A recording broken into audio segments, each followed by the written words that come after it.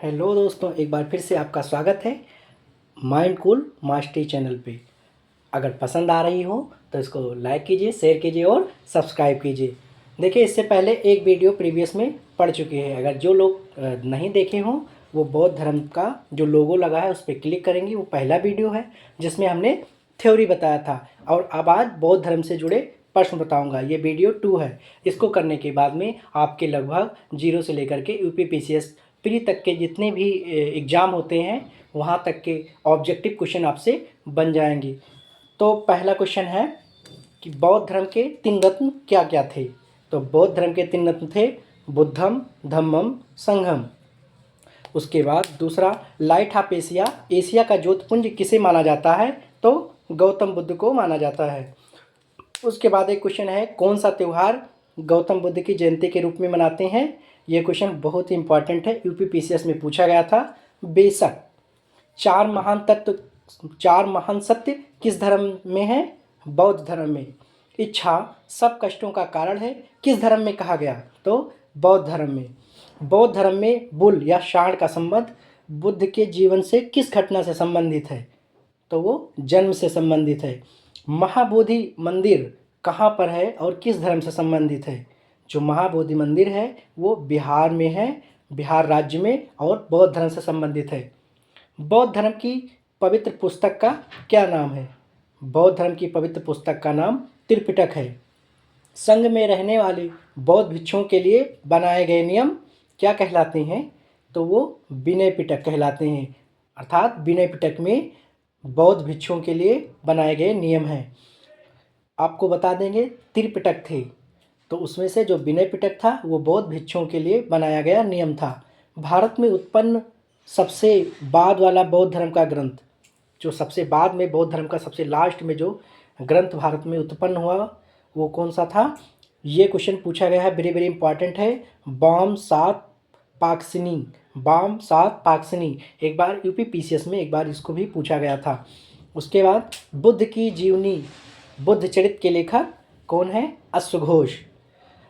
बुद्ध अशोक के किस अभिलेख में बौद्ध धर्मों का उल्लेख है। ये क्वेश्चन भी बहुत इंपॉर्टेंट है, पूछा जाता है हर एक कंपटीशन एग्जामों में। तो भाब्रू। बुद्ध के मृत्यु के बाद तत्काल में किस बौद्ध परिषद को आयोजित किया गया। आपको एक बार फिर से रिकॉल करा दें कि जो है बुद्ध के बाद में, मृत्यु के बाद में 4 बौद्ध परिषद का निर्माण किया गया। तो इसमें पूछ रहा है बुद्ध के मृत्यु के बाद तत्काल, तो तुरंत पहला ही होगा। तो जो पहली आयोजित बुद्ध परिषद थी वो राजगृह में ही आयोजित किया गया था। उसके बाद अशोक ने तृतीय बौद्ध परिषद कहाँ पर करवाया। तो अशोक ने, सम्राट अशोक ने पाटलिपुत्र में तृतीय बौद्ध परिषद करवाए थे। उसके बाद अशोक के बाद में, जब तृतीय हो गया था उसके बाद अशोक के बाद चौथी बौद्ध परिषद कहाँ पर करवाया। तो ये अशोक के बाद चौथी बौद्ध परिषद कनिष्क के कुंडलवन कश्मीर में करवाया गया था। उसके बाद 5वीं बौद्ध परिषद किसने करवाया। 4 थे, 4 के बाद जो 5वीं कराया था वो हर्षवर्धन ने करवाया था।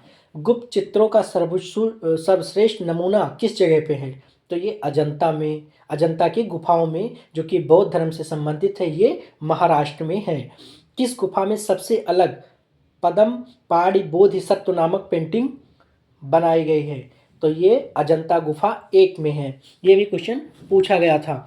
भारत में अजंता और एलोरा की गुफाएं कहाँ पाई जाती हैं। ये अमूमन क्वेश्चन लगभग हर कंपटीशन, नॉर्मल कंपटीशन में भी पूछा जाता है। सुपर टेट और one day exam, UPSI, UPP, railway, bank, इन सब में पूछा जाता है कि अजंता और एलोरा की गुफाएं, क्योंकि ये स्टैटिक जीके का भी पार्ट है तो नर्सिंग से भी पूछा जाता है। तो ये महाराष्ट्र में है। कौन सी गुफा हिंदू, बौद्ध, जैन के धार्मिक कला की सांस्कृतिक मिश्रण है। तो वो एलोरा की गुफाएं हैं। उसके बाद चित्रकला की गांधारी शैली का सूत्रपात किस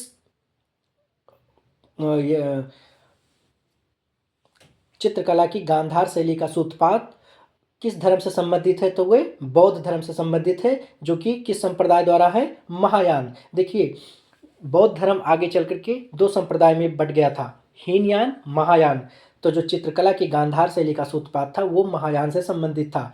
कौन सी कला ग्रीको बौद्ध कला के नाम से जाना जाता है, तो वो गांधार कला। इसको मिश्रित कला भी बोलते हैं क्योंकि हिंदू और यूनानी दोनों कलाओं को जोड़ के बनाया गया था।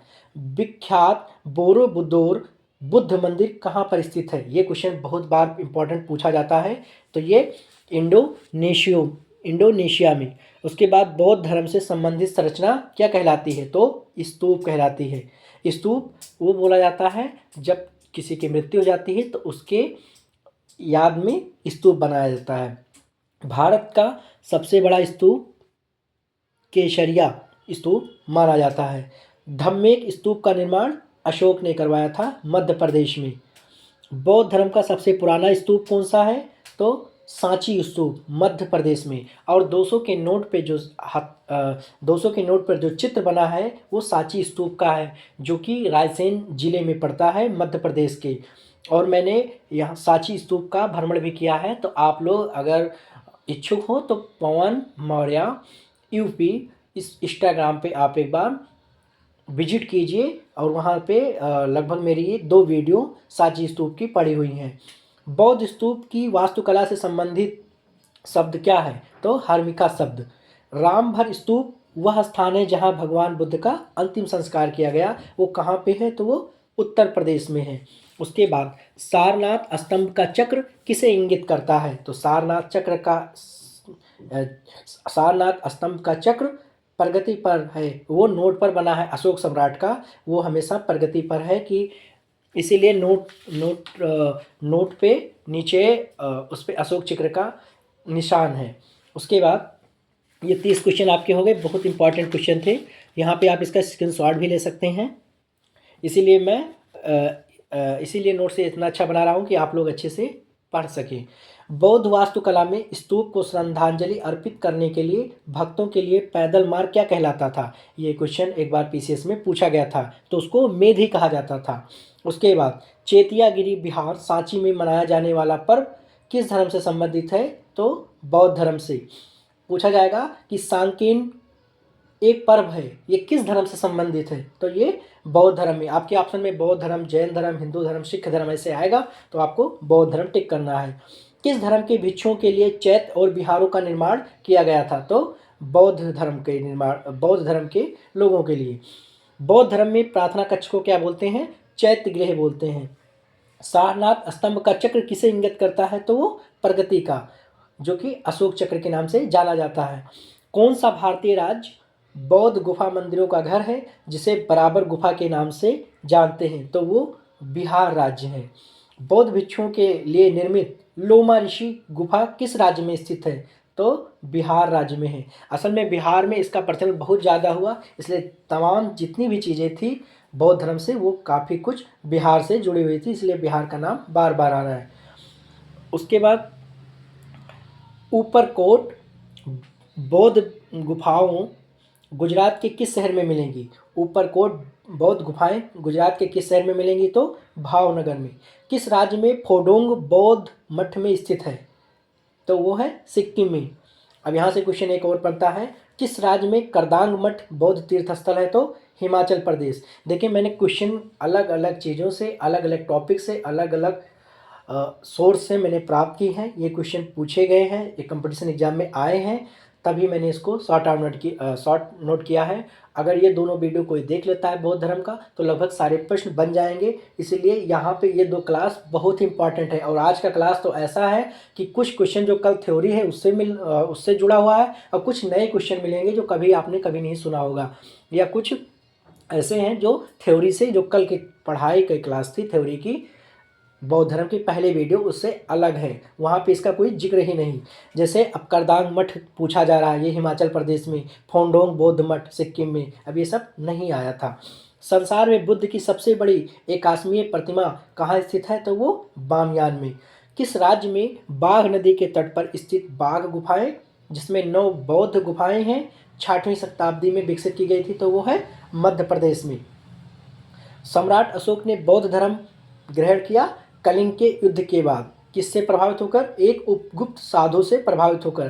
काश अगर सम्राट अशोक कलिंग के युद्ध के पहले ही बौद्ध धर्म ग्रहण कर लेते तो इतनी बड़ी खून खराबा ना होती और उनका तमाम लोग मारे ना जाते, परंतु इतने लोग मारे गए थे कि इनका हृदय द्रवित हो गया था और इन्होंने फिर संन्यास लेने का निर्णय लिया। सम्राट अशोक के पुत्री का नाम क्या है? संघमित्रा। वो बौद्ध मिशनरी के लिए श्रीलंका गई थी। और आप लोग एक क्वेश्चन आपको कमेंट बॉक्स में बताना है कि सम्राट अशोक के पुत्र का क्या नाम था। बौद्ध विश्वविद्यालय भारत के बिहार में स्थित है, किस नाम से जाना जाता है? तो वो नालंदा विश्वविद्यालय।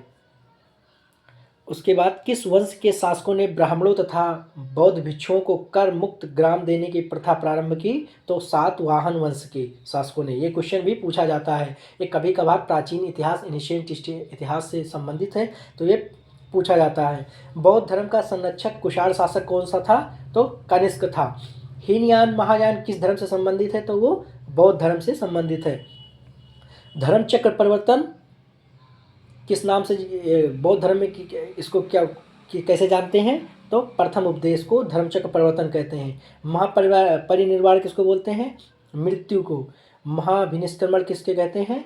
जब कोई भिक्षु गृह त्याग करता है तो इस हिसाब से सारे लगभग 30 क्वेश्चन और 20-50 क्वेश्चन आपके पूरे हो गए।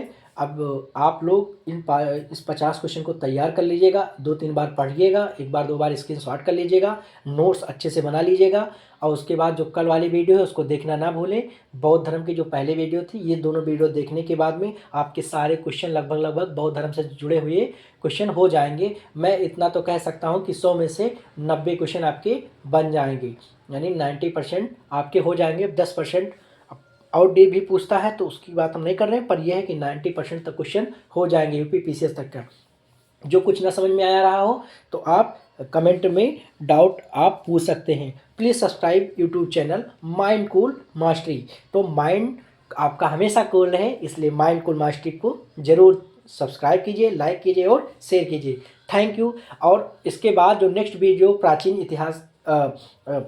इतिहास का बौद्ध धर्म हो गया। इसके बाद जो वीडियो आएगी वो होगी मॉडर्न हिस्ट्री की, जो कि गांधी जी से जुड़ी हुई होगी। तो इसके बाद परसों जो है हम गांधी जी की वीडियो ज़रूर लाएंगे। और कल CUET इसके बारे में हम बताएंगे। CUET एक एंट्रेंस एग्ज़ाम होता है, इसके बारे में कल की वीडियो आपको मिल जाएंगी। तो आपको चैनल कैसा लगा एक बार फिर से कमेंट बॉक्स में लिखिएगा। तो खुश रहिए, मस्त रहिए, माइंड कूल रहिए। माइंड कूल मास्टरी को सब्सक्राइब कीजिए। Thank you.